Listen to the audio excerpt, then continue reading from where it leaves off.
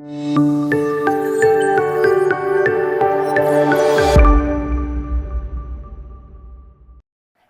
Mutual fund, small case, PMS and AF అసలు వీటిని ఎలా అర్థం చేసుకోవాలంటారు? యాక్చువల్గా ఏంటంటే అండి, మనకి మీరు అడిగినట్టు మ్యూచువల్ ఫండ్స్ కావచ్చు, స్మాల్ కేస్ కావచ్చు, పిఎంఎస్ కావచ్చు, ఏఎఫ్ కావచ్చు, ఇవన్నీ కూడా సెబీ ఆథరైజ్డ్ ప్రొడక్ట్స్.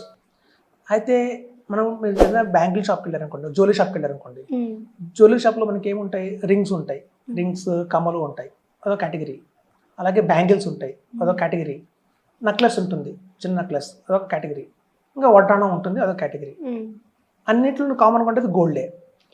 ఈ రింగ్స్ అనేది చూసారా, అవి మ్యూచువల్ ఫండ్స్, చిన్న కేటగిరీ. ఈ గాజులు ఉన్నాయి కదా, బ్యాంగిల్స్, అది స్మాల్ కేస్.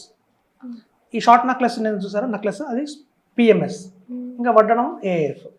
చూస్తే ఎట్లయితే అన్నింటిలో కామన్గా గోల్డ్ ఉందో, ఇక్కడ కూడా మ్యూచువల్ ఫండ్స్లోనూ స్టాక్సే, స్మాల్ కేస్లోనూ స్టాక్సే, పిఎంఎస్లోనూ స్టాక్సే, ఏఎఫ్లోనూ స్టాక్సే. కామన్ అన్నింటిలోనూ ఈక్విటీయే ఉంది, అన్నింటిలో స్టాక్సే ఉన్నాయి. మనకి ఎట్లయితే గోల్డ్ రేట్ పడితే అన్ని ఆర్నమెంట్స్ పడతాయో, గోల్డ్ రేట్ పెరిగితే అన్ని ఆర్నమెంట్స్ కాస్ట్ పెరుగుతుందో, అట్లాగే మనకి స్టాక్ మార్కెట్ పడిందా మ్యూచువల్ ఫండ్స్ పడతాయి, పిఎంఎస్ పడుతుంది, స్మాల్ కేస్ పడుతుంది, ఏఎఫ్ పడుతుంది. పెరిగితే అన్నీ పెరుగుతాయి. సో డిఫరెన్స్ అదేనండి. ఇండియా అన్నింటిలోనూ కామన్గా స్టాక్సే ఉంటాయి. కాకపోతే డిఫరెన్స్ ఎక్కడ వస్తుంది అంటే క్వాలిటీ ఆఫ్ స్టాక్స్, అది మెయిన్గా వస్తుంది. ఇప్పుడు చూడండి, పిఎంఎస్లో మనం చెప్తున్న మొదటి నుంచి కూడా క్వాలిటీ ఆఫ్ స్టాక్స్ ఉంటాయని, ఫండ్ మేనేజర్ డెడికేటెడ్గా వర్క్ చేస్తాడని, అందులో వాల్యూమ్ ఆఫ్ సైజ్ తక్కువ ఉంటుంది పిఎంఎస్లో. చూడండి, మ్యూచువల్ ఫండ్స్లో చాలామంది మనం చెప్తాం, సార్ 20% సిఏజిఆర్ వస్తుంది అని. 20% సిఏజిఆర్ వస్తుంది అనగానే మ్యూచువల్ ఫండ్స్లో కూడా వస్తుంది కదా 20% సిఏజిఆర్, 30% సిఏజిఆర్ మ్యూచువల్ ఫండ్స్ కూడా వస్తుంది కదా అంటారు. కొంతమంది చెప్తారంటే మనం పిఎంఎస్లో 70% వస్తుంది అంటే కాంట్ స్మాల్ క్యాప్ కూడా 70% రిటర్న్ ఇచ్చింది అంటారు మ్యూచువల్ ఫండ్స్లో. మనం పిఎంఎస్ ఎందుకు రావాలి అన్న క్వశ్చన్ చాలా మందిలో మైండ్లో ఉంది. ఇప్పుడు చూడండి, అన్నిటితో కంపేర్ చేస్తే రిస్క్ కూడా చూడాలి. క్వాంట్ స్మాల్ క్యాప్ అది మ్యూచువల్ ఫండ్ కేటగిరీ, అది 70% రిటర్న్ ఇచ్చింది. క్వాంట్ స్మాల్ క్యాప్ 70% రిటర్న్ ఇచ్చింది, కానీ అది స్మాల్ క్యాప్ కేటగిరీ. అంటే రిస్క్ ఎంత ఉంది అంటే 200% రిస్క్ ఉంది. ఎప్పుడైనా గుర్తుంచుకోండి, స్మాల్ క్యాప్లో రిస్క్ ఎక్కువ ఉంటుంది. సో 200% రిస్క్ తీసుకొని మనం 70% రిటర్న్ ఇచ్చింది.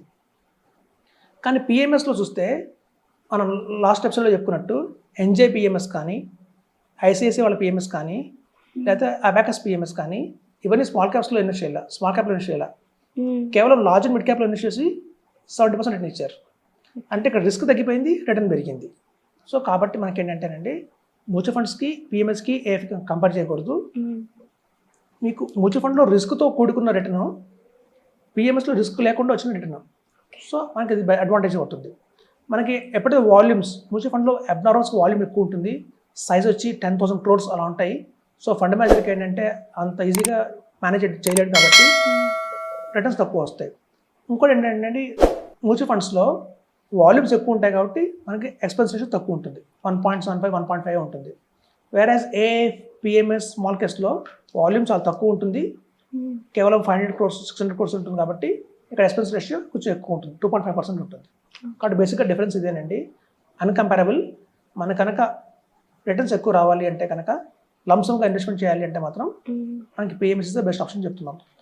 గత ఎపిసోడ్లో మనం చెప్పుకున్నట్టు Nippon India growth fund is the best option అండి.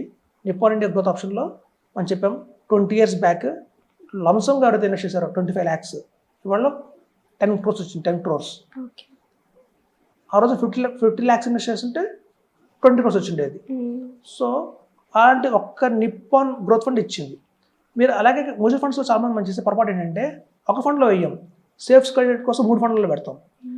అదే 20 years బ్యాక్ హెచ్డిఎఫ్సి టాప్ 200లో వేసి ఉంటాయి, అది లార్జ్ క్యాప్ కేటగిరీ కింద వచ్చిండేది. 24 lakhs పెడితే అందులో ఇవాళ 6 crores వచ్చింది దాని వాల్యూ, 6 crores. అదే ఆదిత్య బిర్లా సన్ లైఫ్ వాళ్ళది ఫ్రంట్ లైన్ ఈక్విటీ ఫండ్ ఉందండి. 20 years బ్యాక్ ఎవరైతే 24 lakhs అందులో పెట్టారో, ఇవాళ దాని వాల్యూ వచ్చి 5,50,000 ఉంది. 5 crores 50 lakhs ఉంది. సో ఇప్పుడు చూస్తే మీరు, మనం ఏం చేస్తామంటే పెద్ద పొరపాటు, కరెక్ట్గా ఒకటే ఫండ్లో ఇన్వెస్ట్ అయ్యాం. ఉన్న 24 lakhsని ఆ రోజున కొంత నిప్పాన్ ఇండియా గ్రోత్ ఫండ్లోను, కొంత హెచ్డిఎఫ్సి టాప్ 200లోను, కొంచెం ఆదిత్య బిర్లాలో పెడతారు. అలా పెడితే మీకు ఏమైందంటే యావరేజ్ అయిపోతుంది. సో యావరేజ్ అయిపోయి 7 crores వచ్చి ఉండేది అలా పెట్టుకుంటే కనుక. సో కాబట్టి మనం చెప్పేది వ్యూవర్స్కి, మన మ్యూచువల్ ఫండ్స్లో కూడా ధైర్యం చేయం.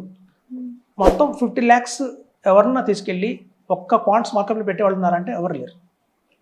Quant small క్యాప్లో పారాక్పెరిక్ fixed cap, Nippon India growth fund, మన దగ్గర చాలామంది రివ్యూస్కి వస్తారండి, మా దగ్గర ఫండ్స్ ఉన్నాయి చూడండి అంటారు. చూస్తే అందులో దగ్గర 6 to 7 ఫండ్స్ ఉంటాయి. అలాగే వాళ్ళ దగ్గర 2 స్టాక్స్ కూడా ఉంటాయి, 25 స్టాక్స్ ఉంటాయి. So 25 stocks, 6 funds.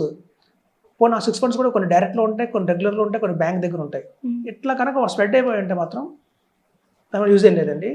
అన్నీ కలిపి ఒక చోట పిఎంఎస్ లాగా ఉంటే మనకి రిటర్న్ ఎక్కువ వస్తుంది, రిటర్న్ కనిపిస్తుంది, మన నెక్స్ట్ జనరేషన్స్ కూడా బాగుంటారు.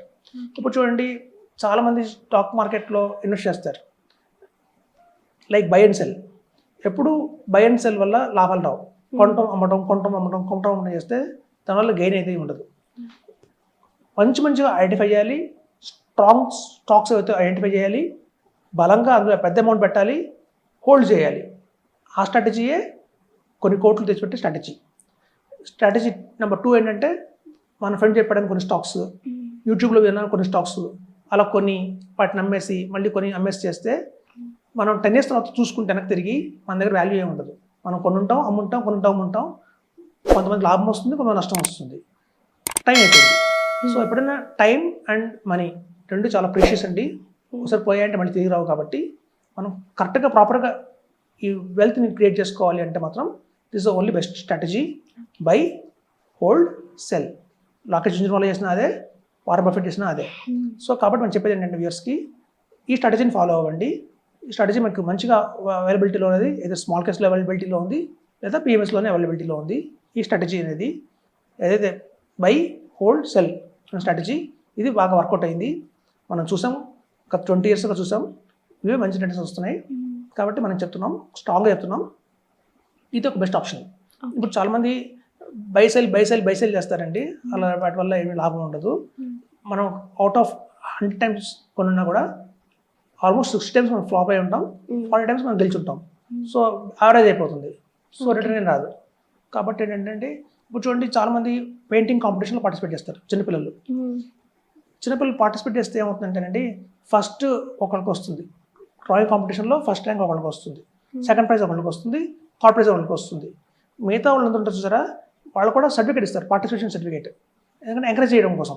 అంటే అసలు డ్రాయింగ్ లేని వాళ్ళకంటే వీళ్ళు నయం, కొంచెం పార్టిసిపేట్ చేశారు అట్లీస్ట్ అని చెప్పి పార్టిసిపేషన్ సర్టిఫికేట్ వస్తుంది. అట్లాగే మనం ఈ గ్రో యాప్లో ఓపెన్ చేసినా, జీరోదాల్ అకౌంట్ ఓపెన్ చేసినా మనకు వెల్త్ క్రియేట్ కాదు, అట్లీస్ట్ పార్టిసిపేషన్ సర్టిఫికేట్ వస్తుంది అంతే. ఓకే, మనం కూడా ఈక్విటీలో పార్టిసిపేట్ చేసాం, మనం షేర్లు కొన్నాం, మనం అమ్మాం, ప్రాఫిట్ అయితే ఉండదు. సో అట్లా మనం కాకుండా ఉండాలి అంటే నెంబర్ 1, నెంబర్ 2, నెంబర్ 3 ప్రైజెస్ తెచ్చుకోవాలి అంటే మాత్రం పిఎంఎస్, స్మాల్ కేస్, ఏఎఫ్ లాంటి వాటిలో ఇన్వెస్ట్ చేస్తే మన రిటర్న్స్ బాగా వస్తాయి. ఓకే, అండ్ పైగా అన్నిట్లో ది బెస్ట్ అంటే పిఎంఎస్. ఓకే సార్, చాలా విషయాలు చాలా క్లారిటీ ఇచ్చారు సార్. అండ్ వ్యూవర్స్ చూసారు కదా, మీరు కానీ వెల్తీ చక్రధర్ గారి కన్సల్టేషన్ కావాలి అనుకుంటే కింద కనిపిస్తున్న డిస్ప్లే నెంబర్కి కాంటాక్ట్ చేయండి. Thank you. అందరూ నమస్కారం అండి. నా వెల్తీ చక్రధర్ ఛానల్ని సబ్స్క్రైబ్ చేసుకుని ప్రతి ఒక్కరు థ్యాంక్స్ చెప్పుకుంటున్నాను. అలాగే నా వెల్తీ చక్రధర్ ఛానల్లో మనం స్టాక్స్ గురించి, మ్యూచువల్ ఫండ్స్ గురించి, రియల్ ఎస్టేట్ గురించి, హెల్త్ ఇన్సూరెన్స్ గురించి ప్రతి ఒక్కరికి ఉపయోగపడే సబ్జెక్ట్స్ మనం తీసుకొస్తున్నాం. కాబట్టి అది మీకు, మీ ఫ్రెండ్స్కి, మీ రిలేటివ్స్కి ఎంతో ఉపయోగపడుతుంది. కాబట్టి లైక్ చేయండి, సబ్స్క్రైబ్ చేయండి, షేర్ చేయండి. మీకు ఏమైనా సందేహాలు ఉంటే ఈ కింద ఉన్న స్క్రోల్ నెంబర్లో కాల్ చేసి నన్ను కాంటాక్ట్ అవ్వచ్చు. Thank you.